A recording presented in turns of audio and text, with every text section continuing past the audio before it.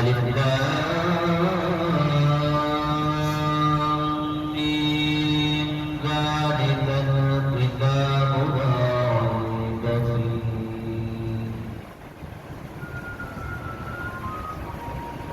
وقال تعالى في مقام آخر إنا نحن نزلنا الذكر وإنا له لحافظون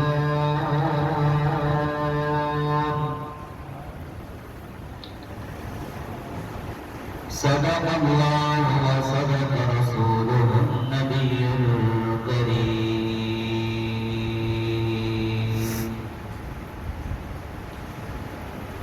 درود پاک اللهم صل على سيدنا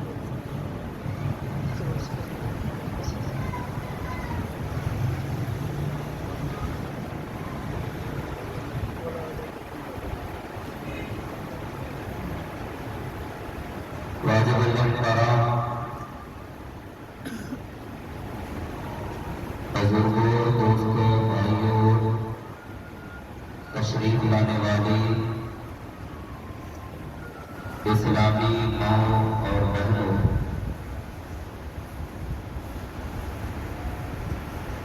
سب سے پہلے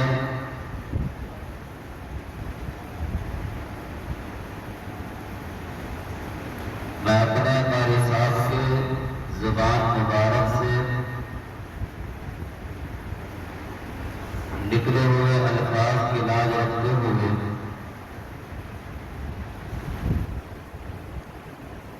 ایک ادنا سا طالب علم ہونے کی بنیاد پر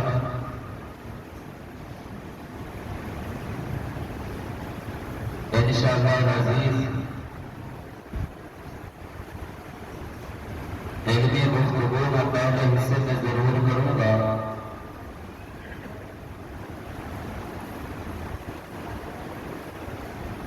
اس کے لیے یہ ضروری ہے کہ آپ پہلے سے بیدار ہوں جاگ رہے ہوں. اگر اس کے اندر آپ کی توجہ نہیں ہوگی تو وہ بات پھر آپ کو سمجھ نہیں آئے گی. دو چیزوں کا اہتمام کریں. نمبر ایک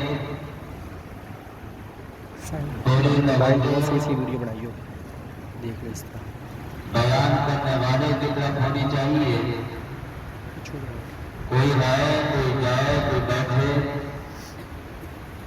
آپ کی توجہ گفتگو کی طرف ہونی چاہیے. اور دوسری چیز یہ ہے کہ عبادت کی نیت سے بیٹھے. یہ بات نہ کرنا عبادت کی نیت سے بیٹھے تو انشاءاللہ العزیز آپ کا یہ بیٹھنا صرف آج ہی نہیں یہ میدان محشر میں بھی کام دے گا. اور جس وقت حساب کتاب ہو رہا ہوگا اس وقت بھی یہ کام دے گا. اس لیے کہ جس وقت یہ نامہ اعمال جزاکم اللہ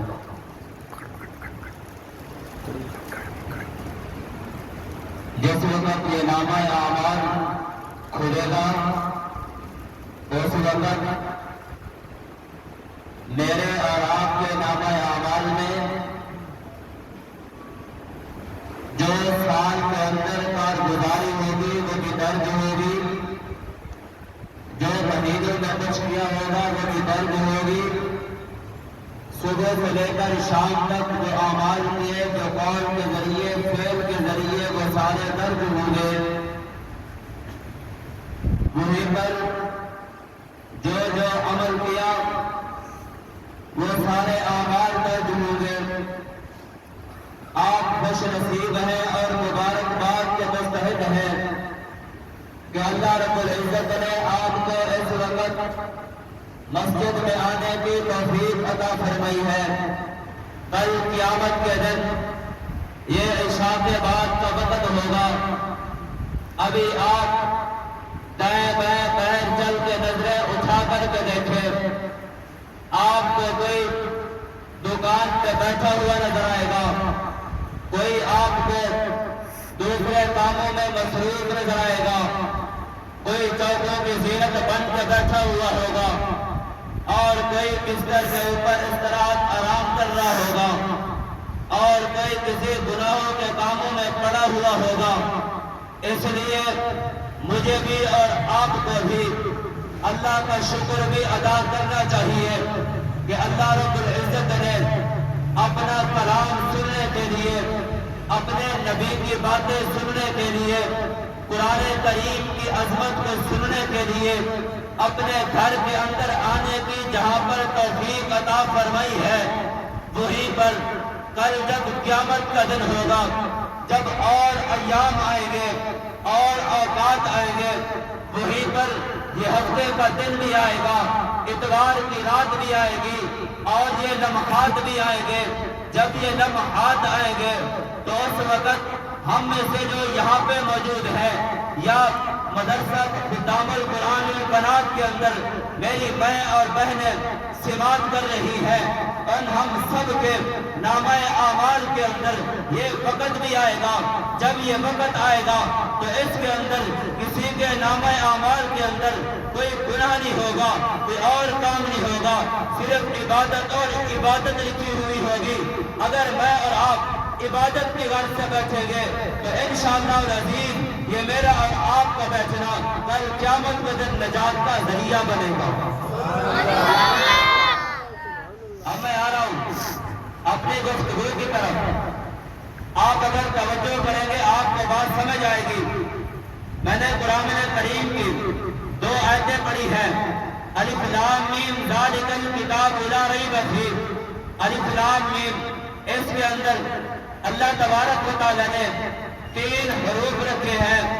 الف لام، الف سے مراد اللہ کی ذات ہے، لام سے مراد جبرائیل امین ہے، میم سے مراد میرے اور آپ کے پیغمبر آمنہ کے لال حضرت محمد الرسول اللہ صلی اللہ علیہ ایسے وسلم۔ نہیں محبت کے ساتھ، ایسے نہیں مریض والا نہیں، جتنا دل کے اندر حضور کی عقیدت اور محبت ہے اتنا آپ جاگنے کا ثبوت دیں۔ صلی اللہ صلی اللہ علیہ وسلم۔ تو اللہ تبارک و تعالیٰ نے 3 حروف رکھے، الف لام میم، الف سے مراد اللہ کی ذات۔ اس قرآن کریم کو اللہ نے بھیجا ہے، اب اللہ تعالیٰ نے اپنے اور حضور کے درمیان لام جبرائیل کا واسطہ بنایا، میم جبرائیل امین قرآن کریم لے کر کے آیا، حضور کے قلب اطہر پر نازل کیا۔ میں اس تفصیل کی طرف بعد میں آنا چاہتا ہوں جو میں نے اگلی آیت تلاوت کی تھی، اِنَّا نَحْنُ نَزَّلْنَا الذِّكْرَ وَإِنَّا لَهُ لَحَافِظُونَ۔ اللہ فرماتے ہیں ہم نے قرآن کو نازل کیا، ہم اس کی حفاظت کرنے والے ہیں۔ کوئی آدمی کھڑا ہو کر کے اعتراض کرتا ہے، کوئی ملک کھڑا ہو کر کے اعتراض کرتا ہے کہ اِنَّا نَحْنُ نَزَّلْنَا الذِّكْرَ۔ مولوی صاحب آپ نے بیان کرتے ہوئے مجمع کے سامنے کہہ دیا اللہ نے فرمایا ہم نے اس کو نازل کیا، آپ کے پاس کیا دلیل ہے کہ الذکر ذکر سے مراد اللہ نے جو یہاں پر بیان کیا قرآن کریم ہے؟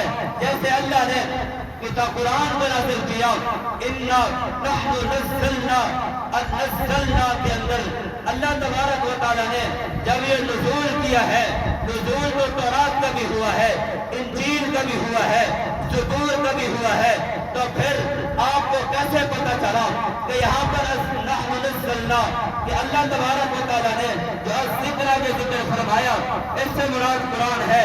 تو میں کہنا یہ چاہتا ہوں کہ ذرا تو قرآن کریم کے اندر غور کر کے دیکھ، اللہ تبارک و تعالیٰ نے جب تورات کا تذکرہ کیا تو فرمایا اِنَّا أَنزَلْنَا التَّوْرَاةَ، فرمایا کہ ہم نے تورات کو نازل کیا۔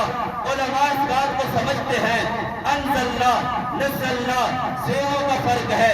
میں آپ کی آسانی کے لیے یہ عرض کرتا چلوں نزلوا، اللہ تبارک و تعالیٰ نے فرمایا کہ انا نحن نزلنا، فرمایا کہ ہم نے قرآن کریم کو نازل کیا ہے، یک بارگی نہیں، ایک مرتبہ نہیں، بلکہ حضور علیہ السلام پر کبھی ایک سورت نازل کی ہے، کبھی 5 آیتیں نازل کی ہیں۔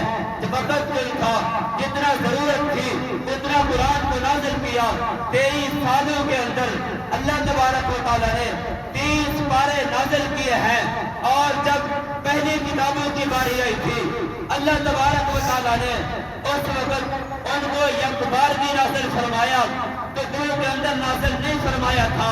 اس لیے اللہ تبارک و تعالیٰ نے جب پہلی کتابوں کا تذکرہ کیا تو فرمایا کہ انا انزلنا التوراۃ، ہم نے تورات کو نازل کیا۔ کیا مطلب؟ یک بارگی نازل کیا۔ اسی لیے موسیٰ علیہ السلام پورے طور پر جاتے ہیں تو پوری کی پوری تورات لے کر کے واپس آ جاتے ہیں۔ عیسیٰ علیہ السلام کو پوری انجیل مل جاتی ہے، اسی طرح داؤد علیہ السلام کو پوری زبور مل جاتی ہے۔ اور جب باری آتی ہے قرآن کریم کی تو اللہ تبارک و تعالیٰ نے فرمایا کہ اس کو ہم نے 1-2 سالوں کے اندر نہیں بلکہ اپنے پاک پیغمبر پر 23 سال کے عرصہ کے اندر اتارا تھا۔ سبحان اللہ۔ یہ کچھ سمجھ میں آیا کہ نہیں آیا؟ اگر یہاں مراد تورات ہوتی، انجیل ہوتی، زبور ہوتی تو اللہ تبارک و تعالیٰ انا نحن نزلنا نہ فرماتے، انزلنا فرماتے۔ جب نزلنا فرمایا تو معلوم ہوا کہ یہاں سے مراد قرآن کریم ہے۔ پھر اعتراض کرنے والا اعتراض کرتا ہے کہ جی آپ نے کہا کہ نزلنا کے اندر اللہ تبارک و تعالیٰ نے قرآن کا تذکرہ کیا، آپ کی یہ دلیل ٹوٹ جاتی ہے۔ قرآن کریم میں آیت ہے، اللہ فرماتے ہیں انا انزلنا التوراۃ، ہم نے اس کتاب کو نازل کیا ہے۔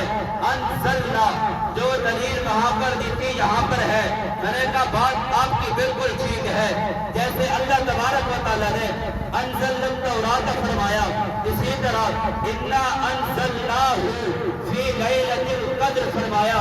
ذرا اس کے اندر غور تو کر، باقی جتنی کتابیں ہیں ان کا نزول ایک مرتبہ ہوا ہے۔ اگر تو قرآن کریم کی ترتیب کے اندر غور کرے گا، نزول کے اندر غور کرے گا تو قرآن کریم کا نزول ایک مرتبہ نہیں بلکہ 2 مرتبہ ہوا ہے۔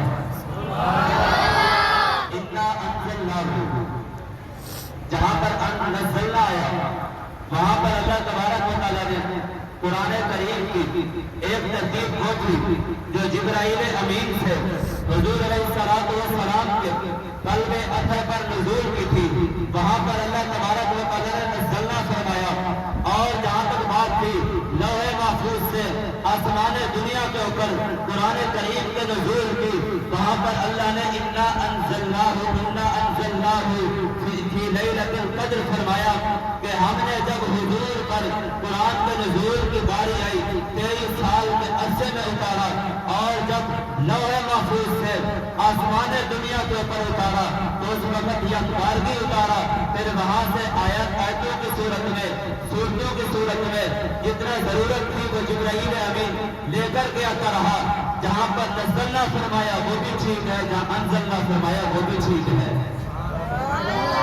اور قرآن کریم کے اندر دوسری جگہ پہ ہے اللہ فرماتے ہیں کہ لو نزلنا ھذا القرآن علی جبل لرأیتہ خاشعا متصدعا من خشیۃ اللہ، اللہ نے فرمایا کہ اگر ہم اپنے یہ کلام، یہ قرآن کریم فرمایا کہ ان پہاڑوں کے اوپر اتارتے تو فرمایا کہ یہ پہاڑ ریزہ ریزہ ہو جاتے۔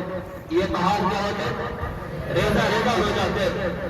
تو میں پوچھتا ہوں یہاں چھوٹا بچہ کون سا ہے؟ کھڑا ہو جاتا ہے۔ اب آپ اس بچے کے اندر دیکھیں جس کی عمر 10 سال ہے اور یہ قرآن کا حافظ ہے، ابھی یہ منظر یاد کر رہا ہے تو اعتراض کرنے والا اعتراض یہ کرتا ہے قرآن کریم میں اللہ نے فرمایا ہے، اللہ نے فرمایا ہے کہ اگر اس قرآن کریم کو ہم پہاڑوں کے اوپر نازل فرماتے تو فرمایا کہ یہ پہاڑ ریزہ ریزہ ہو جاتے، وہاں پر قرآن کہتا ہے ریزہ ریزہ ہو جاتے۔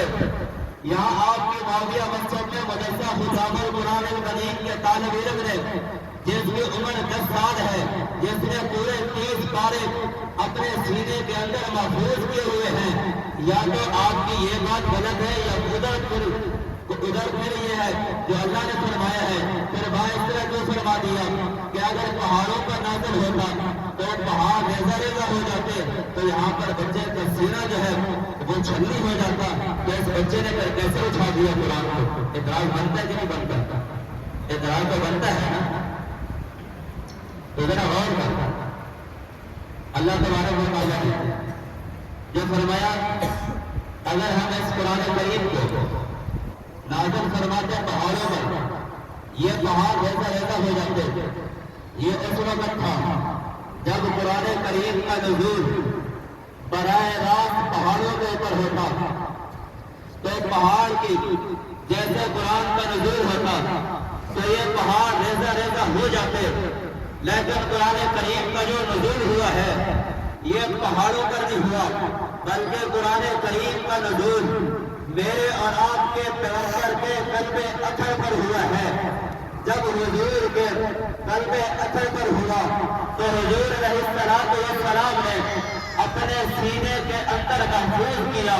محفوظ کرنے کے بعد جب یہی قرآن، پہلے قرآن کی تاثیر یہی تھی، اگر یہ قرآن اتارا جاتا پہاڑوں پر تو ریزہ ریزہ یقیناً ہو جاتے، لیکن جب یہ قرآن حضور کے قلب اطہر پر نازل ہوا اور حضور کے مبارک زبان سے نکلا تو حضور کی برکات کی وجہ سے اور اللہ نے حضور کو جو صفت جمال دی تھی اس کی وجہ سے قرآن کریم کے اندر بھی وہ جمال آ گیا۔ یا وہ تھا کہ پہاڑ کے ٹکڑے ہو جاتے، یا جب حضور کی زبان سے نکلا تو یہاں کے 10 سالہ بچے نے اپنے سینے میں محفوظ کر لیا۔ سبحان اللہ۔ قرآن کریم کے کتنے پارے ہیں؟ یہ جو ایسا بول رہے ہیں پتہ نہیں 30 یہ بچے بول رہے ہیں، باقی شرما رہے ہیں، شاید مولوی صاحب کو ویسے ہم بول رہے ہیں۔ کتنے پارے ہیں؟ پیچھے والے پہلا سپارہ کہاں سے شروع ہوتا ہے؟ الف لام میم سے۔ آخری سپارہ اما یا تساءلون سے۔ اب یہ سوال کرنے والا سوال کرتا ہے سورہ فاتحہ کہاں گئی؟ سوال ہے کہ نہیں ہے؟ قاری صاحب میں آپ کی یاد رکھتا ہوں، سوال بنتا ہے کہ نہیں بنتا؟ یہ میں کوئی اپنی طرف سے نہیں بنا رہا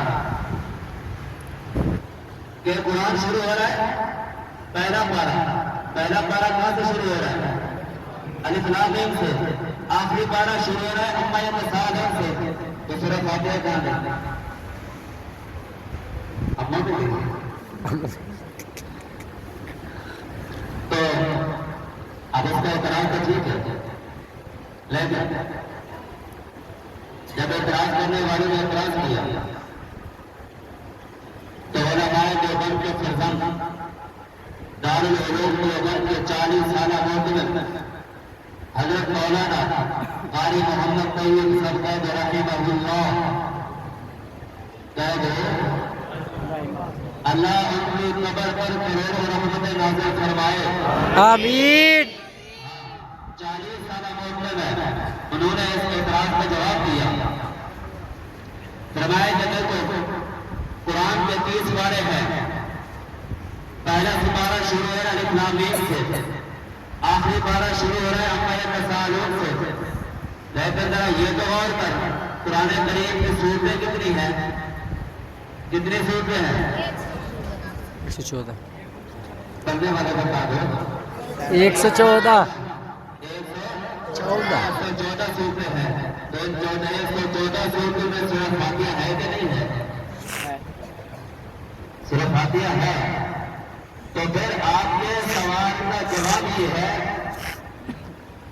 کہ جب کوئی بھی مقرر کوئی بھی خطیب بیان کرتا ہے تو بیان کرتے ہوئے شروع میں یا آخر میں وہ اپنی پوری بات کا خلاصہ بیان کرتا ہے، یا گفتگو شروع کر رہا ہے تو وہ بتاتا ہے کہ میری گفتگو کے اتنے حصے ہیں، پہلے اسے میں یہ بیان کروں گا، دوسرے میں یہ، تیسرے میں یہ عرض کروں گا. تو یہ خلاصے کے طور پر ہے، بعد میں اس کی تفسیر آتی ہے. تو یہ جو پہلے خلاصہ ہوتا ہے، یہ خلاصہ اس تقریر میں شامل ہوتا ہے کہ نہیں ہوتا؟ شامل ہوتا ہے کہ نہیں ہوتا؟ ہوتا ہے. جب یہ ہوتا ہے تو سورہ فاتحہ بھی قرآن کے اندر شامل ہے، اس کے اندر پورے قرآن کا خلاصہ ہے. جو کہ سورہ فاتحہ بار بار پڑھی جانی تھی. پہلی رقم پڑھی، سورہ فاتحہ پڑھی، ادھر سورہ بقرہ پڑھی، پھر دوسری رقم پڑھی، سورہ آل عمران پڑھنی ہے. شروع میں پھر سورہ فاتحہ پڑھی، پھر سورہ آل عمران پڑھی، سورہ فاتحہ پڑھی، سورہ نساء پڑھی. اسی طرح جو بھی سورت پڑھتا چلا گیا پہلے آغاز سورہ فاتحہ سے کیا. اس لیے اگر درمیان میں لے کر کے آتے تو ہر سورت سے پہلے سورہ فاتحہ کو لکھنا پڑتا. اس لیے سورہ فاتحہ کو سب سے پہلے رکھا گیا. ایک تو پورے قرآن کا خلاصہ بھی آ گیا، دوسری جو ضرورت تھی وہ بھی پوری ہو گئی. اب میں آ رہا ہوں جو گفتگو میں نے چھوڑی تھی، الف لام میم ذالک الکتاب. اللہ فرماتے ہیں میں نے اس کتاب کو نازل کیا ہے، جبرائیل امین لے کر کے آئے ہیں اور حضور علیہ السلام کے قلب اطہر پر یہ قرآن کریم اتارا گیا ہے. اور حضور علیہ السلام نے اپنے زبان مبارک سے قرآن کریم کو پڑھا ہے جیسے حضور نے پڑھا ہے. تو میں قربان جاؤں ان شخصیات کے اوپر اور نفوس مقدسہ کے اوپر جنہوں نے حضور علیہ السلام کے مبارک لبوں سے کو ہلتے ہوئے بھی دیکھا اور حضور کی مبارک زبان سے قرآن کریم کی تلاوت کی آواز بھی سنی اور سنتے ہوئے قرآن کو اپنے سینوں کے اندر محفوظ بھی کیا. اور پھر حضور کے دور میں قرآن کی تلاوت بھی کی ہے، قرآن کو محفوظ بھی رکھا ہے. اور جو شکل محفوظ جو صورتیں تھی، جو صورتیں مہیا تھی، اس کے مطابق قرآن کریم کی کتابت بھی کی ہے. اسی وجہ سے اللہ تبارک و تعالیٰ نے ان کے متعلق بھی فرمایا کرام بررہ، فرمایا کہ جو قرآن کریم کو لکھنے والے ہیں، فرمایا کہ یہ سینے بھی پاک ہے اور یہ ہاتھ بھی پاک ہے. اس پاکی کی وجہ سے اللہ تبارک و تعالیٰ نے ان کو حضور کی خدمت کے لیے منتخب کیا تھا.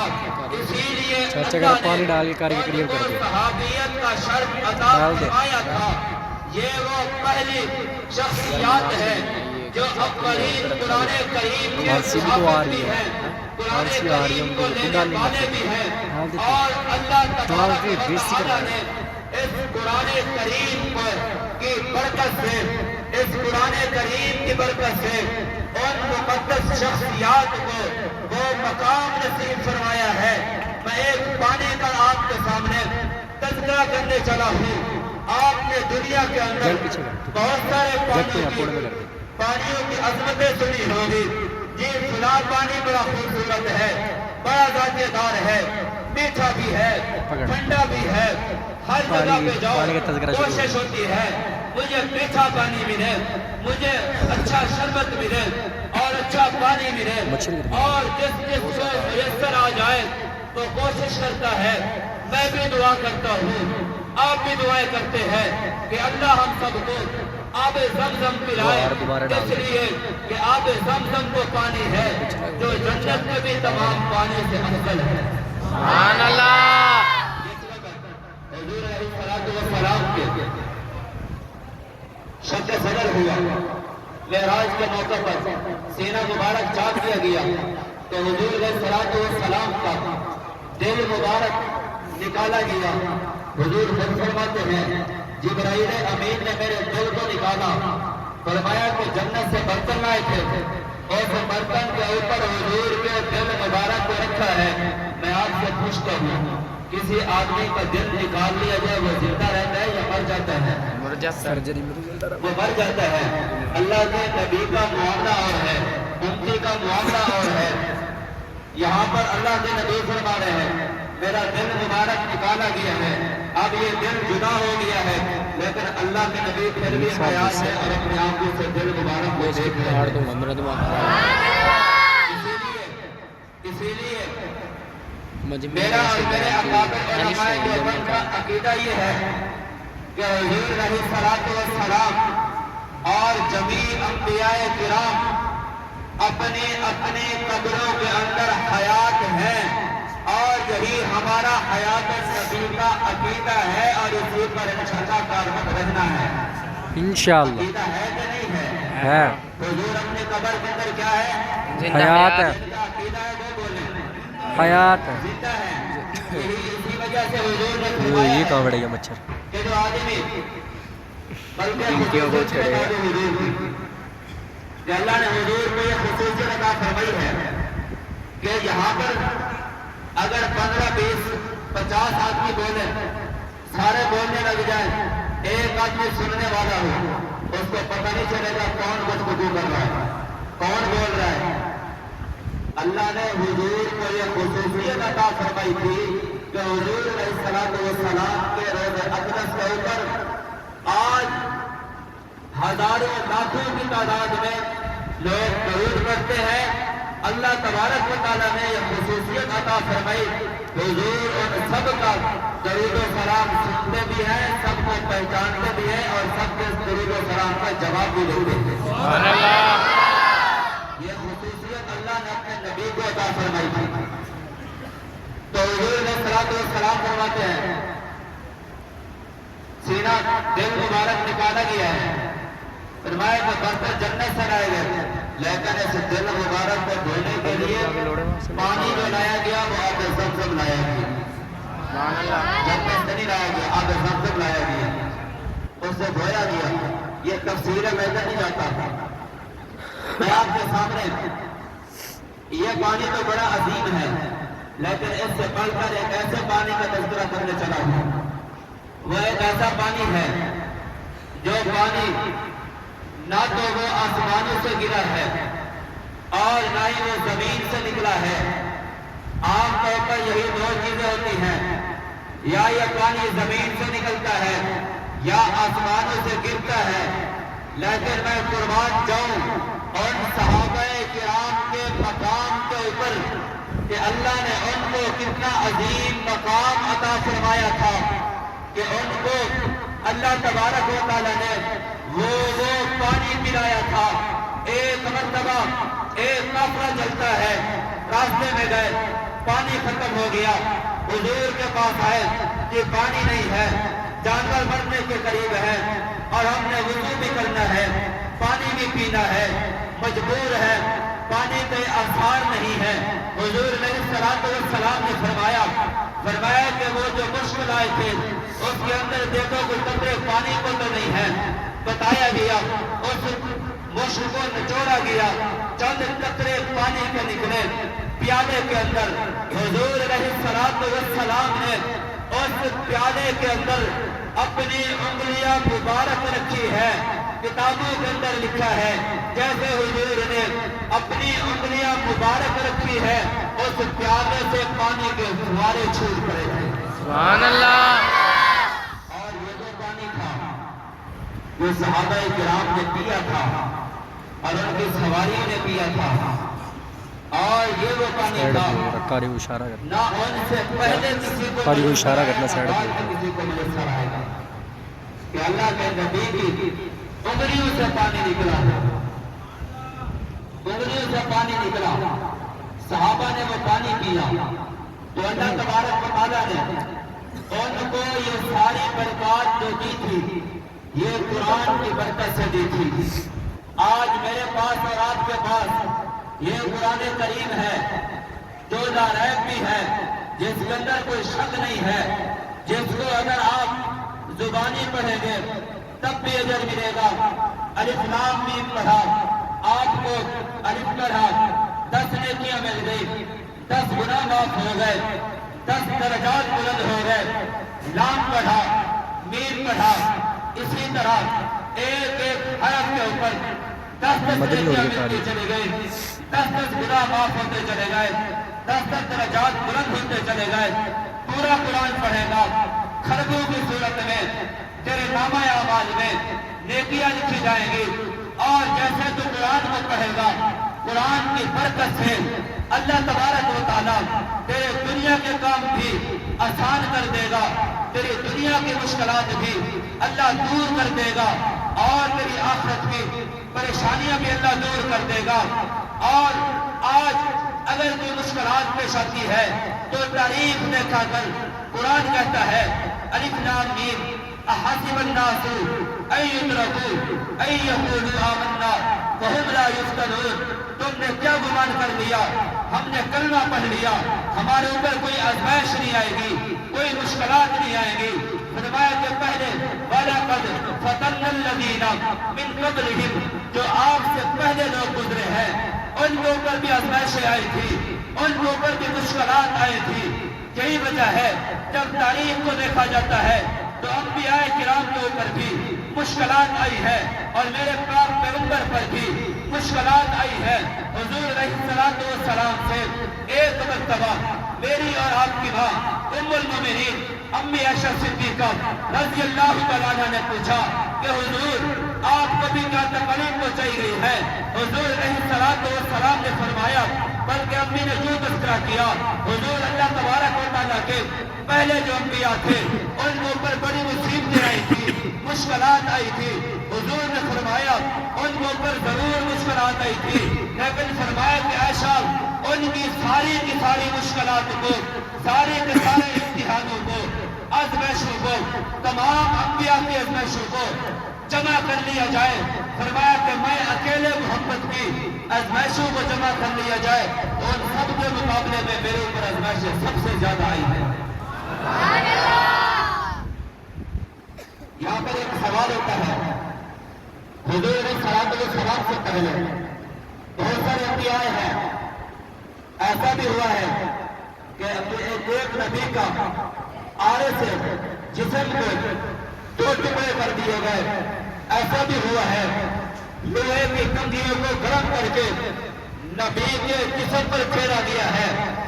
سوال یہ ہوتا ہے اللہ کے نبی کے جسم پر تو اتنی تکلیف نہیں پہنچائی گئی، اور سوال ہوتا ہے اللہ کے نبی کے جسم پر تو آرے نہیں چڑھائے گئے، پھر حضور نے کیوں فرما دیا کہ میرے اوپر مشکلات، میرے اوپر مصائب ان سب انبیاء سے زیادہ آئی ہے؟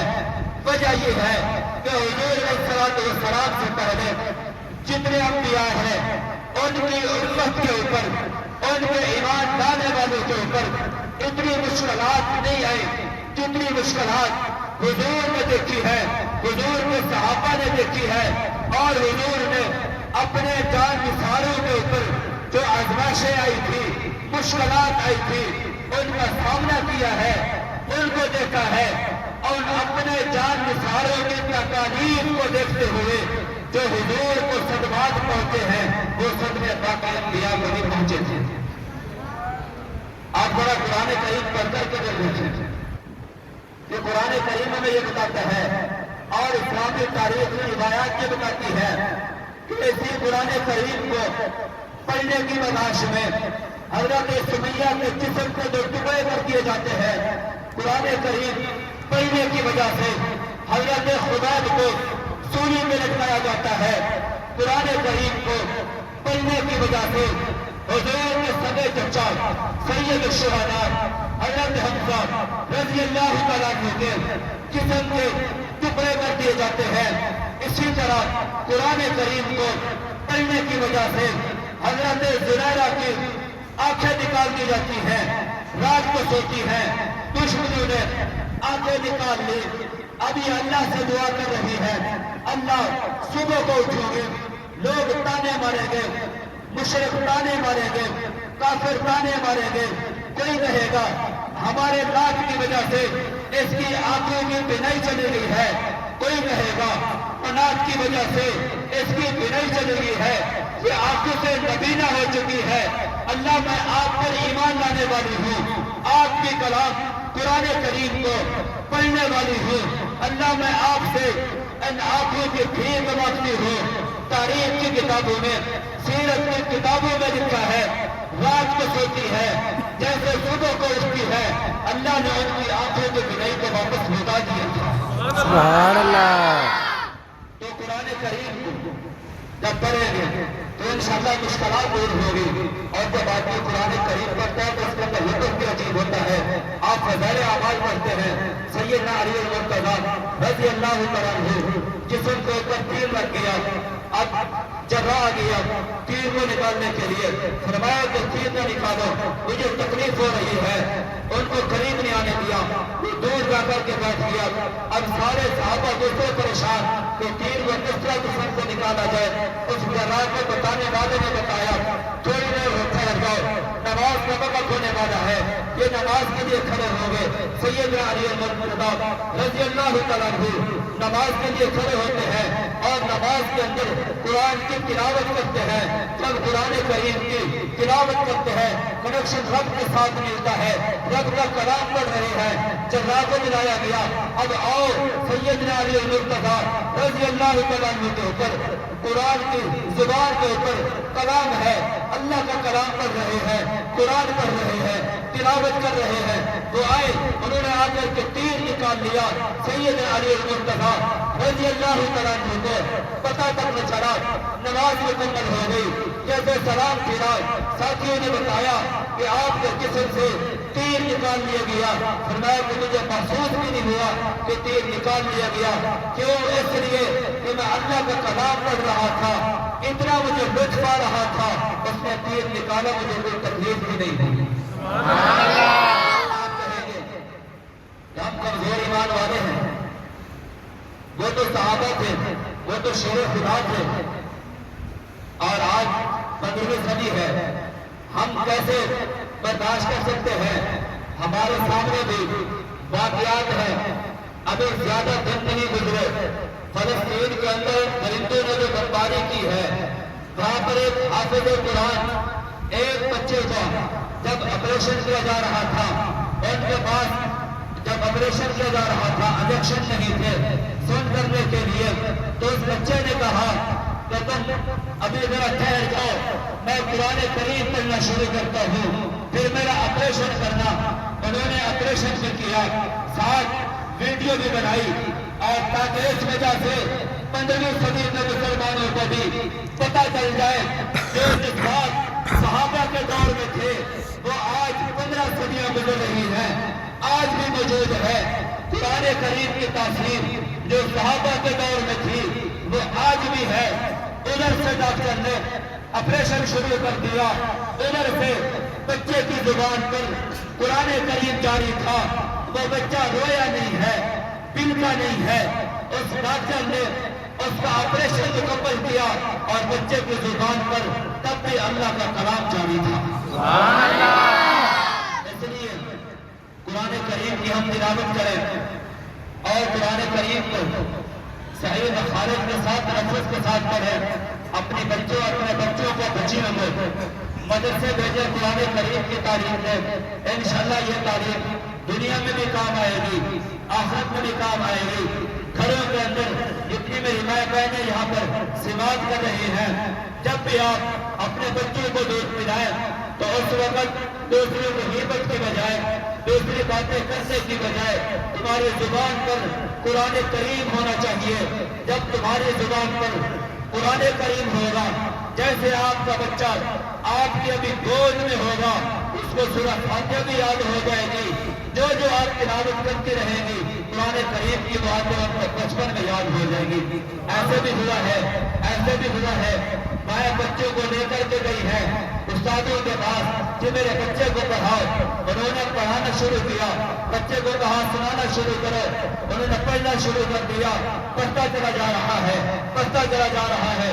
بچے نے، استاد نے بچے کی ماں کو بلایا، آپ ہمارے ساتھ مذاق کرتی ہو، آپ کے بچے کو جو قرآن کریم یاد ہے، وہ کہنے لگی اس کو پورا قرآن یاد نہیں ہے، یہ 3-4 سپارے جب میں اس کو دودھ پلاتی تھی میں ان کی تلاوت کیا کرتی تھی صرف وہی سپارے یاد ہیں تو پتہ یہ چلتا ہے جب آپ دودھ پلاتے ہوئے بھی قرآن کی تلاوت کریں گی آپ کا بچہ اس قرآن کی تلاوت کی آواز کو اپنے کانوں سے سن کر سینے میں محفوظ کرے گا جب بولنے لگے گا اس کو وہ قرآن کا حصہ یاد ہو جائے گا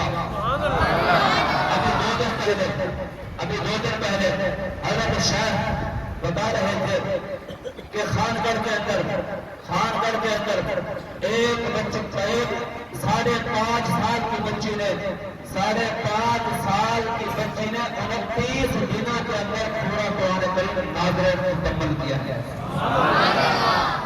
29 دنوں کے اندر تو قرآن کہنا بھی یاد نہیں ہوتا اور یہ اللہ کا معجزہ ہے یہ قرآن کریم محفوظ ہے محفوظ رہے گا مٹانے والے مٹ جائیں گے یہ مدرسے بھی باقی رہیں گے پڑھنے والے بھی باقی رہیں گے شرط یہ ہے میرا اور آپ کا تعلق قرآن کے ساتھ رہے قرآن والوں کے ساتھ رہے جب ہمارا یہ تعلق قرآن والوں کے ساتھ رہے گا تو انشاءاللہ کل قیامت کے دن یہ ہمارا تعلق بھی وہاں پر کام آئے گا یہ تعلق ہمیں انشاءاللہ جنت میں لے کے جائے گا آخری بات کہہ کے ختم کرتا ہوں مختصر بات ہے یہ تو لگا بھی بڑے عجیب ہوتے ہیں دارالعلوم دیوبند میں ایک صاحب ہے بلکہ سے اور مدرسے میں وہاں پہ پہلے اس میں روٹیاں اکٹھی کرتے تھے وہ جاتے روٹیاں اکٹھی کرتے وہ بابا صاحب اس نے کہا آپ نہ جایا کرو میں تمہارے روٹیاں اکٹھی کر کے لاتا ہوں